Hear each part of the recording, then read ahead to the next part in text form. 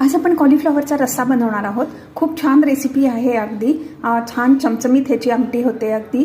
तर त्याच्यासाठी आपण 1 कप कॉलीफ्लॉवरचे असे तुकडे मी करून घेतलेले आहेत छोटे छोटे, आणि हे थोडे वाफवून घेतले। मसाला बनवून घेऊयात। 1 टेबलस्पून तेल गरम करायला ठेवू। थोडं कांदा आणि आलं लसूण घातलेलं आहे, थोडंसं परतूया। कांदा आलं लसूण परतून झालं, त्यामध्ये आपण अर्धा कप ओलं खोबरं घेतलेलं आहे, खोवून घेतलेलं आहे, ते पण थोडं परतूया।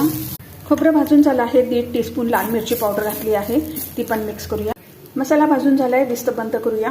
थंड झाल्यानंतर वाटून घेऊया। पॅन मध्ये 1 टेबलस्पून तेल गरम करायला ठेवले, थोडंसं हिंग आणि थोडा कांदा मी बारीक चिरून घेतला आहे, तो परतूया। कांदा परतून झालाय, थोडा टोमॅटो घातला आहे, तो पण परतूया। आपण मीठ, धने जिरे पावडर, हळद आणि गरम मसाला घालूया। त्यानंतर वाटलेला मसाला घालायचा आहे, 2 मिनिटं आपण परतून घेऊ।